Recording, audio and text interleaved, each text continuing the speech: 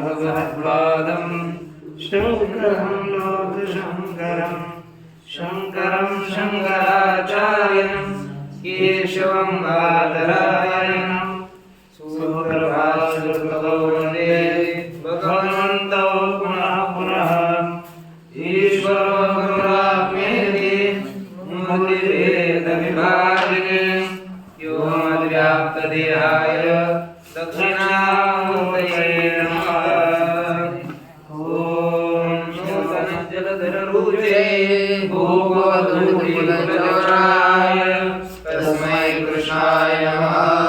संसारमयर्वस्य बीजाय क्षुद्रतेजो मरुद्यो महाकालदिग्। भगवान पांडुरंग परमात्मा श्री ज्ञानोबराय जगद्गुरु तुकाराम महाराज, श्री संत एकनाथ महाराज, आदि गुरु श्री शंकराचार्य इत्यादि सब संतों की अलौकिक अहेतु की ऐसी कृपा से श्री विश्वनाथ पंचानन भट्टाचार्य द्वारा विरचित न्याय सिद्धांत मुक्तावली का हम लोग विचार कर रहे हैं। विचार करते हुए कल एक एक पदार्थ का विचार आरंभ हुआ। अब केवल पृथ्वी का विचार करने जा रहे थे तो बताया तत्र क्षतिर गंध हेतुर। क्षिति क्या है? गंध की हेतु, गंध का समवायी कारण वही पृथ्वी है। कह दीजिए, क्योंकि शास्त्र अपना जीवन है, अपने जीवन की सिदोरी है एकाग्र रहती से, इससे अपना लाभ अधिक है। मुझे लगता है टोपी निकाले तो अच्छा है, नहीं निकालेंगे ना तो अच्छा दिखेगा। और दूसरा शब्द था नाना रूपवती माता। ये पृथ्वी अनेक रूप वाली बताई गई है। अनेक रूप वाली अर्थात आपको रूप जानते हो ना? कौन कौन? चतुर्विध रूप है। कितने प्रकार का रूप? कितने रूप है? 7 प्रकार का। पढ़ना चाहिए। 7 प्रकार का रूप है। अन्य तो भी प्रसाद देने वाला। अगर बंद करो इनको बल कथन किया। फिर नाना रूपवती पृथ्वी मानी। इसमें षड्विधस्तु रसस्तत्र गंधस्तु द्विविधो मतः। षड्विध 6 प्रकार का, उस 6 प्रकार का उसमें रस है और 2 प्रकार का गंध पृथ्वी में है। 2 प्रकार का पृथ्वी में गंध है। एक शंका करी कि महाराज गंधवत्व में इतना लक्षण करोगे तो गंधवत्व पत्थर में नहीं जाता। तो गंधवत्व इस लक्षण की किसमें अव्याप्ति हो गई है? किसमें अव्याप्ति हो गई? पत्थर में। पृथ्वी में अव्याप्ति तभी होती है लक्ष्य में, सकल लक्ष्य में लक्षण नहीं जाएगा तो अव्याप्ति होती है। जहाँ जाना चाहिए वहाँ नहीं गया, अव्याप्ति। जहाँ नहीं जाना चाहिए वहाँ गया, अतिव्याप्ति। है कि नहीं? है ना? जहाँ जाना चाहिए वहाँ कुछ थोड़ा भी नहीं गया तो असंभव। आधे में गया, आधे में नहीं गया, अव्याप्ति। और जहाँ नहीं जाना चाहिए ऐसे बाहर ही चला गया, अतिव्याप्ति। ठीक ना? इस तरह से अतिव्याप्ति अव्याप्ति बताई तो सिद्धांति ने उत्तर दिया, नहीं बेटा, तत्रापि गंध सत्वात्। तत्रापि माने पृथ्वी में, पत्थर में भी गंध है। फिर गंध की उपलब्धि क्यों नहीं हो रही? हमें ज्ञान क्यों नहीं हो रहा? गंध पत्थर में है तो ज्ञान होना चाहिए ना, ज्ञान तो नहीं हो रहा। तो कहते हैं उपलब्धि क्यों नहीं हो रही? मैं बताता हूँ। एक है अनुपलब्धिस्तु अनुत्कटत्वेन अपि उपपद्यते। अनुत्कटत्वेन अपि उपपद्यते। यदि पत्थर में भी गंध है तो उसकी उपलब्धि क्यों नहीं होती? कहते अनुपलब्धि, यह अनुत्कट और उत्कट, ये दो तरह का गंध है। उद्भूत, हाँ वही उद्भूत और अनुद्भूत, उत्कट और अनुत्कट। मिट्टी में गंध उत्कट है और पत्थर में गंध अनुत्कट है। अनुत्कट होने पर उपलब्धि नहीं होती और उत्कट होने पर उपलब्धि होती है। इसलिए लिखा अनुपलब्धिस्तु अनुत्कटत्वेन अपि उपपद्यते। गंध की अनुपलब्धि तो अनुत्कट होने से भी सिद्ध होती है। कथम अन्यथा, नहीं तो यदि गंध ही न होता, यदि पत्थर में गंध ही न होता तो तद्भस्मनि, तद्भस्मनि माने पत्थर के भस्म में कथम उपलब्ध थे, कैसे उपलब्ध होता? गंध है ना, तद्भस्मनि गंध कथम उपलब्ध थे, उसके भस्म में गंध की उपलब्धि कैसे हो जाती? हो रही है, गंध की उपलब्धि हो रही है, इसलिए वहां पर गंध है यह मानना चाहिए। ठीक नहीं? गंध है यह मानना ही पड़ेगा, होगा ही गंध, क्योंकि भस्मनो ही। भस्म किससे बना होता है पता है? भस्म कार्य है। उपादान का अर्थ क्या है? कारण। उपादेय शब्द का अर्थ क्या है? कार्य। उपादान माने कारण और उपादेय अर्थात कार्य। लिखनी नहीं इसलिए उठ नहीं सकता। उपादान अर्थात कारण, चलती नहीं। उपादान अर्थात कारण और उपादेय अर्थात कार्य। मुझे बताओ भस्म क्या है? कार्य। और उपादान कौन है? पत्थर है ना। भस्म किस उपादान का उपादेय है? भस्म पाषाण रूपी उपादान का उपादेय है। लिखा भस्मनो ही पाषाण ध्वंस जन्यत्वात्। भस्म किससे उत्पन्न होता है? पाषाण के ध्वंस से उत्पन्न होता है। ठीक ना? भस्म पाषाण के ध्वंस से उत्पन्न होने से पाषाण उपादान उपादेयत्वं सिद्ध्यति। क्या सिद्ध होता है?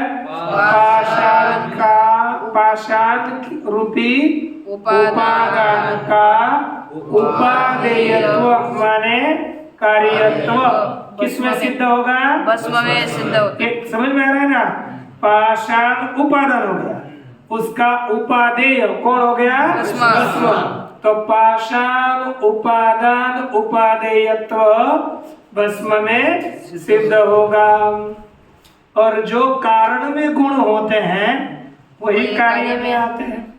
कार्य में गुण है तो समझ लीजिए कि कारण में भी है, कारण में नहीं है। जैसे कुआं में पानी होगा तभी तो बाल्टी में आएगा। यदि कुआं में ही पानी नहीं है तो बाल्टी में कहाँ से आएगा? यदि आप बोलोगे हमने उससे बाल्टी का पानी निकाला और ये खारा है तो बाल्टी में पानी खारा होगा तो कुआं का भी पानी हमें क्या मानना पड़ेगा? खारा ही। यदि पाषाण का हमने भस्म बनाया तो उससे गंध आता है कि नहीं? तो पत्थर में भी गंध है यह मानना ही पड़ेगा। ये सिद्ध हुआ कि नहीं? और इसलिए एक नियम बताया है, तो नियम कंठस्थ करना है। तो बोलिए यद्द्रव्यम यद्द्रव्यं यद्द्रव्यध्वंसजन्यम यद्द्रव्यध्वंसजन्यं तदुपादानुपादेयम तद्वादानुपादेयं यद्द्रव्यध्वंसजन्यम तदुपादानुपादेयम। पुनः बोलिए यद्द्रव्यं यद्द्रव्यध्वंसजन्यं तद्वादानुपादेयं यद्द्रव्यम यद्द्रव्यं यद्द्रव्यम यद्द्रव्यं यद्द्रव्यध्वंसजन्यम यद्द्रव्यध्वंसजन्यं यद्द्रव्यध्वंसजन्यम यद्द्रव्यध्वंसजन्यं यद्द्रव्यम यद्द्रव्यध्वंसजन्यम यद्द्रव्यध्वंसजन्यं तदुपादानुपादेयम तद्वादानुपादेयं तदुपादानुपादेयम तदुपादानुपादेयं तदुपादानुपादेयम। तदुपादानुपादेयं। अब देखो ये नियम है। पहले यद द्रव्यम से यद से कार्य लेना है, कार्य यद दूसरा यद है ना, उससे लेना है कारण। ठीक, तद तद से लेना है पुनः कार्य और तद उपादान आदेश से लेना है कारण। ये ध्यान दीजिए। तो अब हमारा क्या भस्म क्या है? कार्य। और कारण क्या है? पाषाण। तो यद द्रव्यम तो कौन सा होगा? बोलिए ना, भस्म द्रव्यम।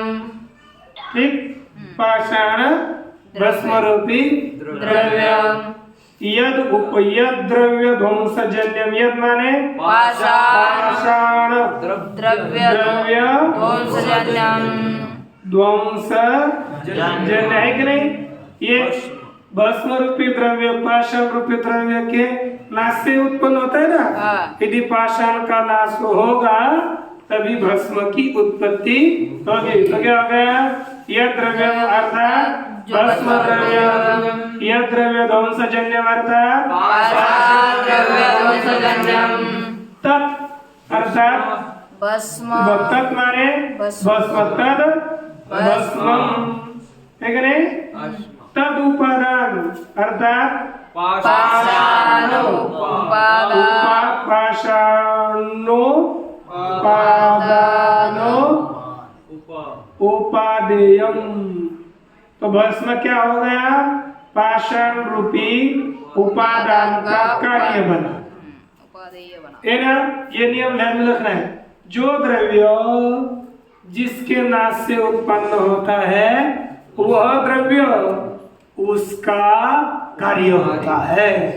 तो भस्म द्रव्य पाषाण के नाश से उत्पन्न हुआ है, इसलिए भस्म द्रव्य पाषाण रूपी उपादान का कार्य है। समझ में आया ना? पाषाण रूपी उपादान का कार्य कौन हो गया? भस्म। समझ में आया? यही नियम ध्यान दीजिए। इससे सिद्ध हो गया कि भस्म में यदि गंध है तो पाषाण में भी गंध है, इसलिए कोई व्याप्ति नहीं है। दृष्टम च एतत् खंड पटे महापट ध्वंसजन्य, देखा कि नहीं? एक खंड पट, अब कपड़े लाते हैं ना, बड़ा तागा होता है, उस तागे को खरीद करके लाया और जो दर्जी है, जानते हो? दर्जी शिंपी सिलाने वाला है ना, ये उनको टेलर समझ में आता है। शिंपी उसके पास जा करके यदि हम सूचिका उसके पास जा करके यदि हम अपने कपड़े देंगे तो क्या कर लेता है? बड़े में से उसका टुकड़ा कर लेता है। एक महापट था, उससे बनाया खंडपट। तो महापट हो गया कार्य कारण और खंडपट हो गया कार्य। लिखा कहते एतद खंडपटे, यह खंडपट में महापट ध्वंसजन्यत्व देखा है कि कोई भी बड़े से थोड़ा टुकड़ा निकाला तो टुकड़ा हो जाएगा कार्य और बड़ा हो जाएगा कारण। ये देखा कि नहीं? इत्थम च इत्थम च अर्थात बोलो और समझ में आने चाहिए पंक्ति आपको। च अर्थात और, इत्थम अर्थात इस प्रकार पाषाण परमाणु हो पृथ्वीत्वात्। पाषाण के परमाणु कैसे है? पृथ्वी रूप होने से। तज्जन्यस्य से अर्थात परमाणु से उत्पन्न हुआ कौन? पाषाण। पाषाणस्यापि पृथ्वीत्वम्। पाषाण भी क्या हो गया? पृथ्वी। पाषाण में पृथ्वी है, उसमें भी गंध है।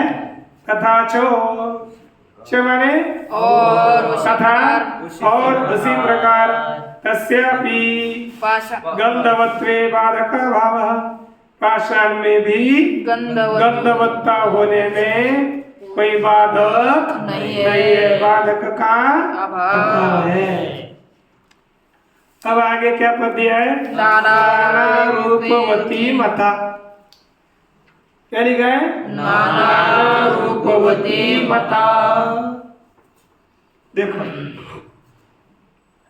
नाना अर्थात अनेक। शुक्ल नीलादि भेदेनो। शुक्ल नील इत्यादि भेद से। समझ में आ रहा है? शुक्ल नील इत्यादि नाना जातीयम रूपम। रूप कैसा है? अनेक जातियों वाला है। कैसा है? नाना जातीयम अनेक जातियों वाला रूप है। वही पृथ्व्याम एव वर्तते न तु जलादो।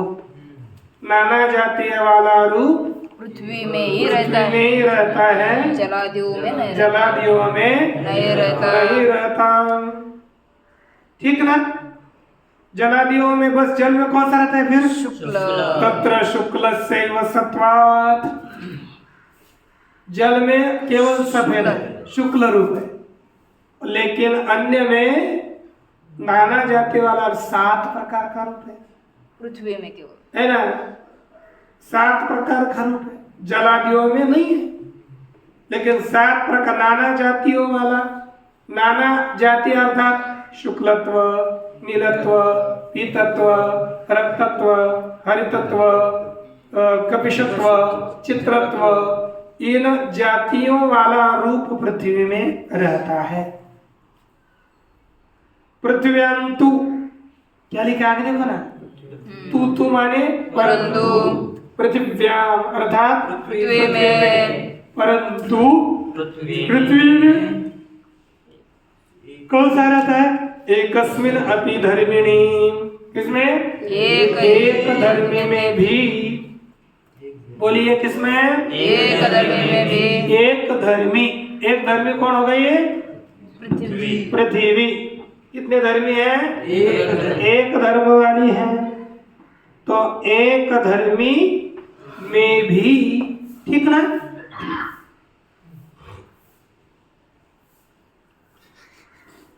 पाक वशेन नाना रूप संभवात। पाक के द्वारा अनेक प्रकार का रूप हो सकता है। जैसे मैं उदाहरण बता देता हूं कि आपने अपने खेत में जाकर के एक आम का वृक्ष तोड़ा, वृक्ष ने आम तोड़ा और घर लेकर आ गए। घर लाने के बाद पहला आम कैसा था रे? हरा भरा, अरे हरा था। हमको केवल रूप का विचार चलना है ना? हरा आम था, उसमें आपने लाया और घास फूस में नीचे डाल दिया। तो बाद में 2-3 दिन के बाद खोला तो काला हो गया। कैसा हो गया? पीला हो गया। सड़ा हो गया। तो है ना? यानी पहले था हरा, फिर बाद में हो गया पीला। तो एक ही पदार्थ में रूप का अनेक प्रकार का रूप दिखता है कि नहीं? उसी में ही कोई आधा पीला आधा नीला, कभी कभी पीला हरा, कभी कभी लाल, ये पड़ता है ना। तो यही देखा कि एक ही व्यक्ति में पाक के द्वारा जब आप घास में डालते हो तो एक अलग प्रकार की उब गर्मी पैदा होती है, तब वो पकता है।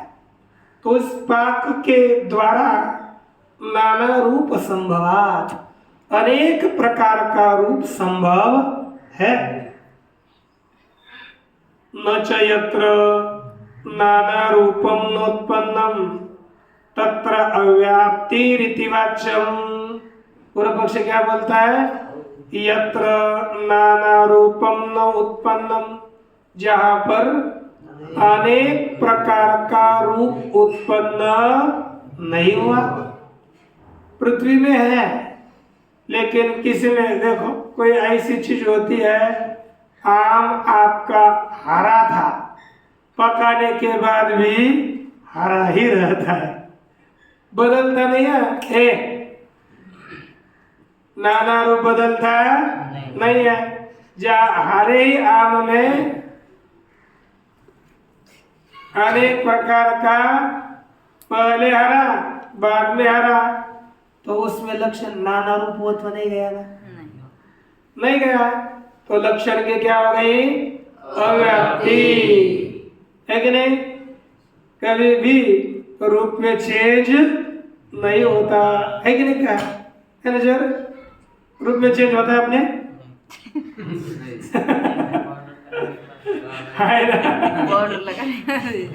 वैसे अर्थात रूप में चेंज नहीं होता। उस पदार्थ में क्या हो गई? नाना रूपत्व की अव्याप्ति हुई। क्या हो गई? नाना रूपत्व की अव्याप्ति। तो अब क्या कहें? यदि वाच्यम न च वाच्यम, हम इसको जाति घटित लक्षण बनाएंगे। जाति, फिर ज्ञानेश्वर हो या कोई भी हो, सब में लक्षण चला जाएगा, है ना? तो देख, रूपद्वयवत, बोलिए रूपद्वयवत, रूपद्वयवत वृत्ति, रूपद्वयवत वृत्ति, द्रव्यत्व व्याप्यो, जातिमत्वस्य, वाच्यत्वात्। यह हमें लेना है। रूपद्वयवत वृत्ति, द्रव्यत्व व्याप्य, जातिमत्व। अब लक्षण कहने जा रहा था जिसमें रूप नहीं बदल रहा। जैसे यह आम है, पहले जैसा था हरा, पकने के बाद भी हरा है, वो हरा ही रहा, सड़ने के बाद भी हरा है कि नहीं? ये आम है, पहले हरा बाद में भी हरा। हरा ही हरा। तब इसमें क्या हो गए? अव्याप्ति हो गई।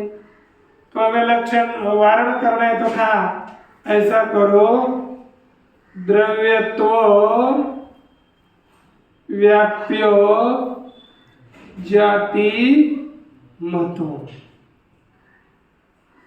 ये लक्षण करो। द्रव्यत्व व्याप्य जातियां कितनी है? 6। कौन कौन सी? पृथ्वीत्व, द्रव्यत्व में द्रव्य में रहने वाले, द्रव्य का व्याप्य, द्रव्यत्व तो 9 में रहता है, और पृथ्वीत्व जाति हो गई व्याप्य। तो द्रव्यत्व, पृथ्वीत्व, जलत्व, तेजस्त्व, वायुत्व, आत्मत्व, मनस्त्व, ये क्या हो गई? द्रव्यत्व व्याप्य जातियां हैं। तो आम किसका बताओ? पृथ्वी का। तो आम में क्या है? पृथ्वीत्व है, अर्थात द्रव्यत्व व्याप्य जाति मान है ना? तो आम हो गया। आम क्या हो गया? द्रव्यत्व व्याप्य जाति मान हुआ। द्रव्यत्व व्याप्य जाति मतम आम में रहा। लेकिन हमें कौन सी द्रव्यत्व व्याप्य जाति ले रहे हैं? उसका नियंत्रण द्रव्यत्व व्याप्य जाति से सकल ले सकते हैं, कोई भी होगी। तो उसका देखो, द्रव्यत्व व्याप्य जाति हम जल पकड़ेंगे, जलत्व, तो लक्षण किसमें जाएगा? जल में जाएगा। और हम किसका कर रहे हैं अभी? पृथ्वी का। किसका कर रहे हैं? पृथ्वी का। और जा रहा है जल में, तो क्या होगी? अतिव्याप्ति। अतिव्याप्ति होगी। कितना करने पर? द्रव्यत्व व्याप्य जाति मत्वम। इतना लक्षण करने पर। उसका वारण करने के लिए हम एक शब्द देते हैं, रूप द्वयवद वृत्ति। द्रव्यत्व जाति कैसी लेनी है? रूप दो रूप वाले में रहने वाले। मुझे बताओ, कम से कम दो रूप वाले में रहने वाले। पृथ्वी में कितने रूप रहते हैं? 7। जल में 1, तेज में 1। तो रूप द्वय वाला कौन हो गया? पृथ्वी। रूप द्वयवद वृत्ति द्रव्यत्व व्याप्य जाति मत्वम। क्या रूप द्वयवद वृत्ति द्रव्यत्व व्याप्य जाति मत्वम, ये लक्षण किया। अब रूप द्वयवद कौन हो गया? पृथ्वी। उसमें रहने वाली द्रव्यत्व व्याप्य जाति पृथ्वीत्व। अब पृथ्वीत्व कहाँ पर नहीं है? सकल पृथ्वी में है। पृथ्वी से बने हुए सभी पदार्थों में रूप द्वयवद वृत्ति पृथ्वीत्व द्रव्यत्व व्याप्य जाति मत्वम है। अथवा रूप नाशवद वृत्ति द्रव्यत्व व्याप्य जाति मत्वम। रूप नाशवद, देखो तेज का रूप और जल का रूप कभी नष्ट नहीं होता, बाकी में तो रूप है ही नहीं, तो नाश का प्रश्न आता है। रूप नाश वाली कौन है? केवल पृथ्वी। पृथ्वी के रूप का नाश होता है कब होता है? जब हम आग में पाक करने के लिए डाला तो उसका नाश होता है कि नहीं? तो रूप नाशवत कौन हो गया? पृथ्वी। रूप नाश वाले में रहने वाली द्रव्यत्व व्याप्य जाति कौन हो गई? पृथ्वीत्व। तो रूप नाशवद वृत्ति द्रव्यत्व व्याप्य जाति हो गई पृथ्वीत्व, है ना? और पृथ्वीत्व वाला सकल पृथ्वी। इस समझ में आ गया नहीं? ये बस ये तो इतना चीज किया है। तो रूप द्वयवत करो अथवा रूप नाशवद वृत्ति, है कि नहीं? रूप नाशवद, रूप नाश वाला भी पृथ्वी और रूप द्वयवत वाले भी पृथ्वी। ठीक। इति वाच्यत्वात् कोई अव्याप्ति नहीं है। देखो वैशेषिक नहीं, देखो वैशेषिक नहीं। पृथ्वी परमाणु रूप नाशस्य रूपांतरस्य च सत्वात्।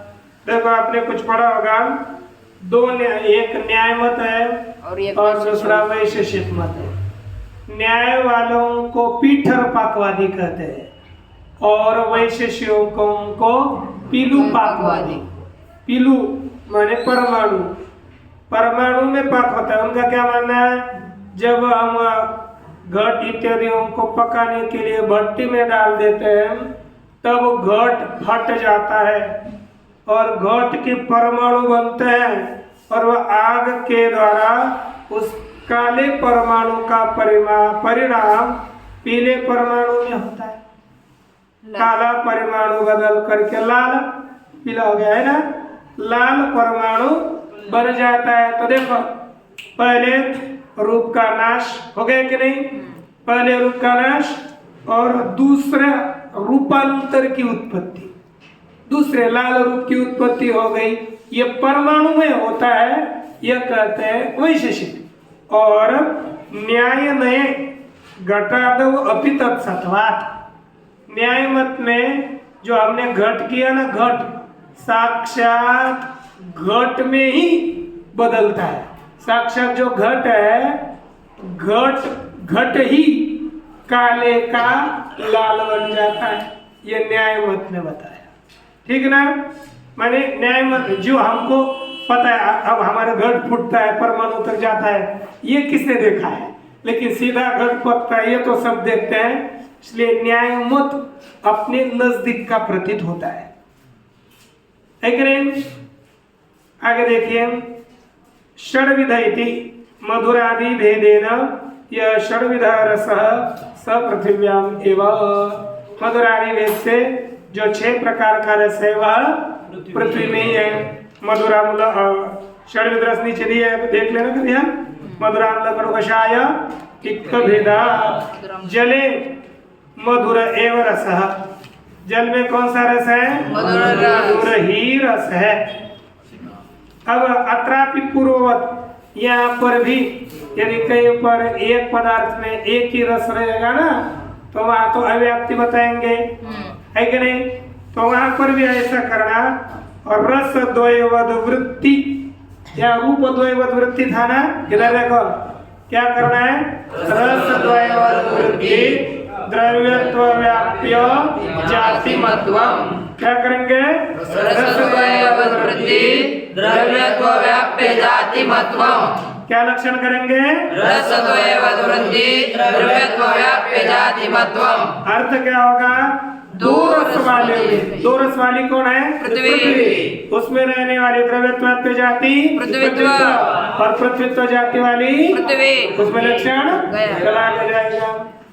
इति है ना लक्षणार्थो अवश्य गंध स्थिति। आगे देखो द्विविध इति वस्तु स्थिति मात्रम। पृथ्वी में दो ही प्रकार का गंध है, एक केवल वस्तु स्थिति का निरूपण किया है, लक्षण नहीं बताया। न तो द्विविध गंधवत्वम लक्षणम। यहाँ द्विविध गंधवत्व यह लक्षण नहीं किया। द्विविधत्वस्य व्यर्थत्वात्, क्योंकि गंध रहता है द्विविधत्व, कोई व्यर्थ है कोई लेना देना नहीं है। गंध पृथ्वी में रहता है, दो प्रकार का गंध है। द्वैविध्यंच सौरभा सौरभ भेदेन बोध्यम। दो प्रकार का दो द्विप्रकारत्व सौरभ अर्थात सुगंध और असौरभ दुर्गंध भेद से द्विप्रकारत्व समझना चाहिए। दो प्रकार है, सुगंध और दुर्गंध भेद से द्विप्रकारत्व पृथ्वी में रहता है। यह गंध दो प्रकार का है, इतना ही हमें समझना है। इस तरह से एक पृथ्वी के लक्षण किए। अब पृथ्वी का भेद क्या है, कितना क्या है, इसका विचार कल होगा। ओम।